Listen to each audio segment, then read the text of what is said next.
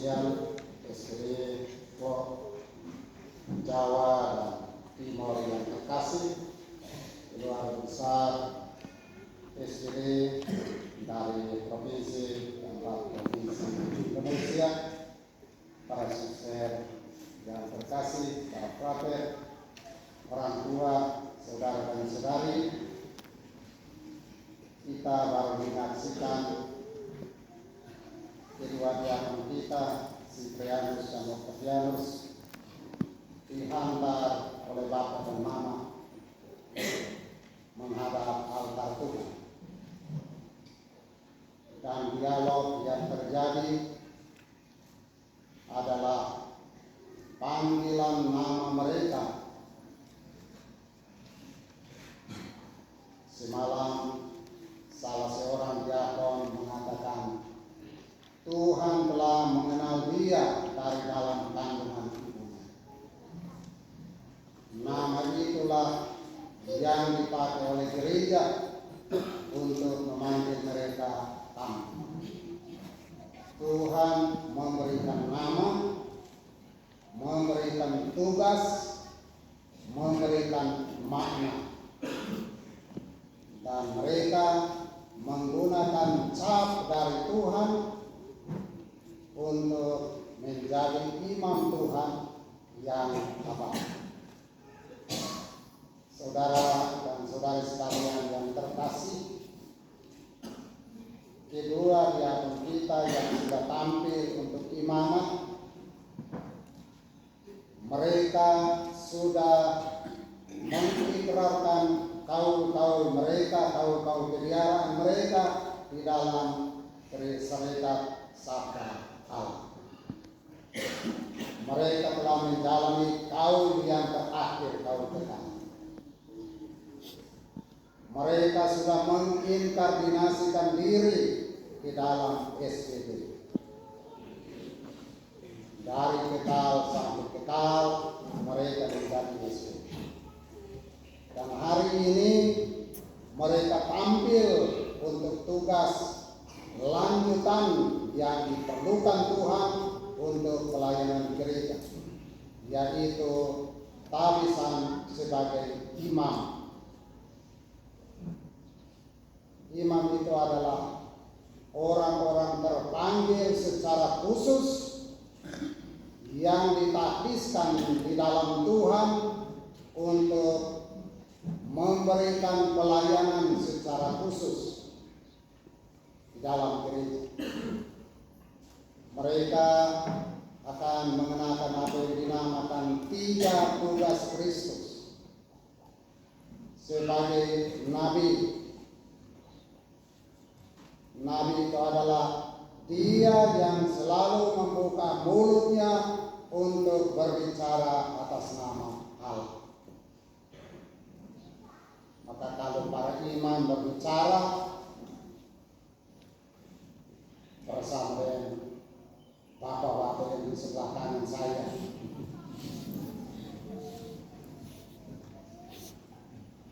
sangat diharapkan selalu kami membawa kekuatan sabda, mewartakannya sebagai ungkapan kasih Allah bagi umatnya, dan menghidupi sabda itu dengan jiwa dan raga. Kita semua tahu sabda itu bukan sekedar kitab yang tadi ditentukan di sana. Sabda adalah Yesus Kristus, Sang Sabda yang menjelma menjadi manusia.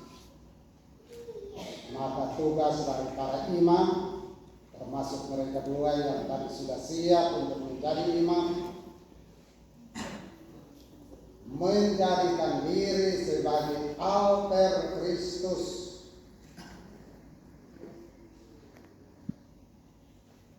Tadi malam dalam khotbah di kapela saya katakan, Sipri dan Otto kalau marah nanti itu ukur-ukur.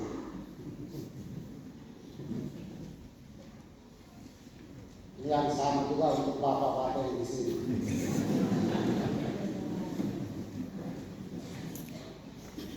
Jangan sampai kita punya kemarahan lebih besar dari kemarahan Yesus waktu dia menghalau orang-orang keluar dari Baitan.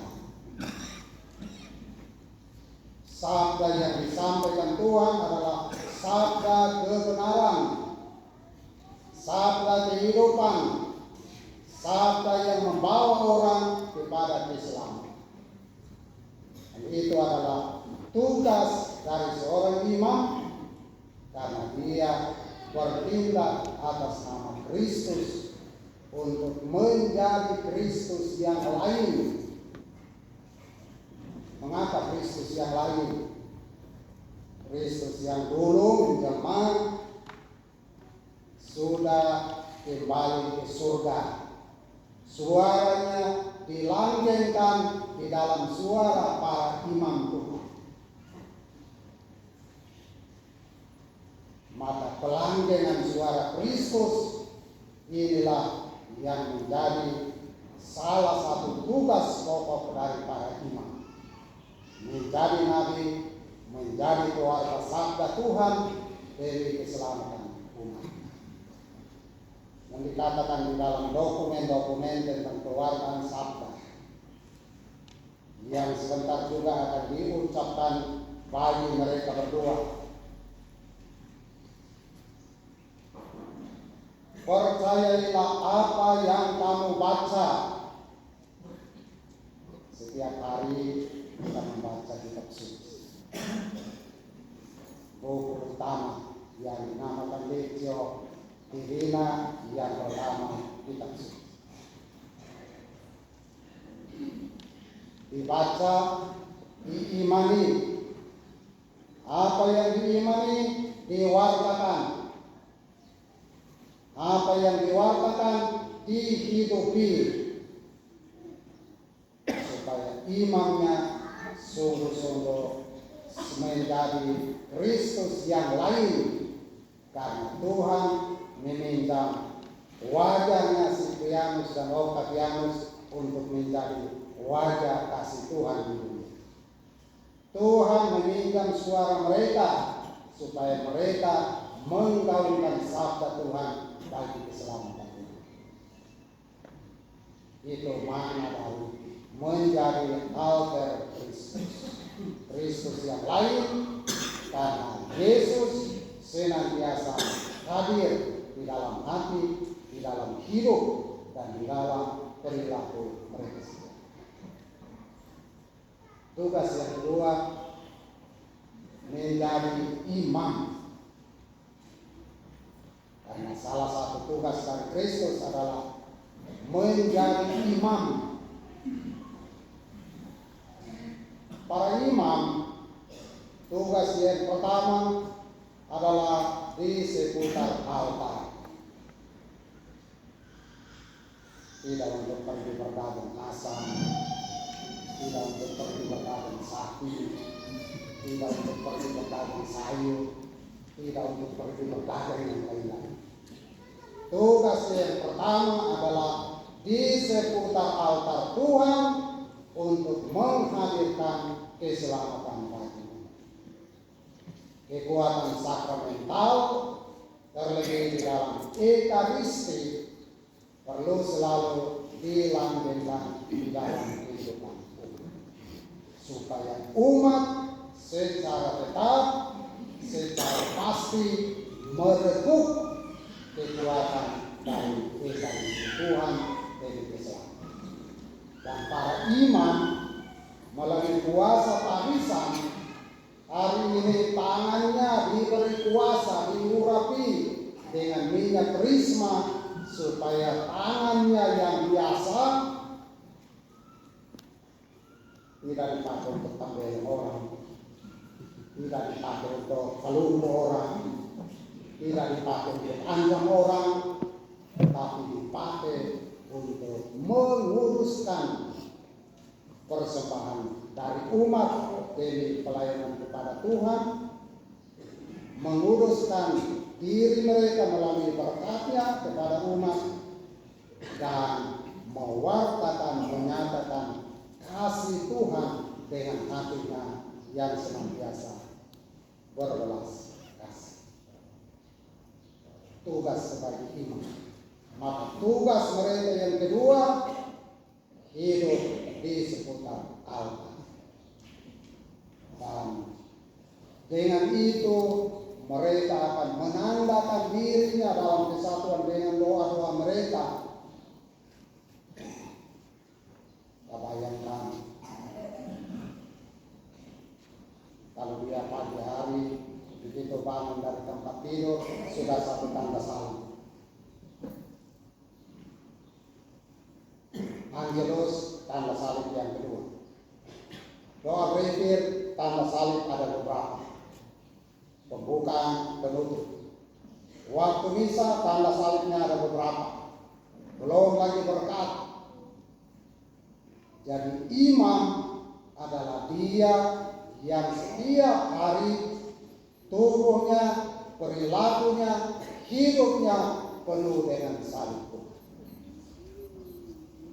Seperti yang diwartakan Santo Paulus tadi. Kami membawa tanda kehidupan Kristus di dalam tubuh kami. Dan salib itulah semangat doa yang bersifat tetap, yang dihayati dari waktu ke waktu, itu adalah sumber penerusan bagi umat. Yang ketiga, saudara-saudari, mereka berdua tidak ditabiskan untuk berputar hanya di seputar altar. SPD walaupun mengkontemplasikan sabda, tapi mereka dua ini bukan biara kontemplatif. Mereka akan hadir bagi dunia. Sabda harus menjelma sampai ke batas-batas dunia. Nanti sebentar kita akan mendengar provinsial mengumumkan mereka kemana. Kemana saja mereka diutus, tugasnya sebagai raja itu memimpin umat.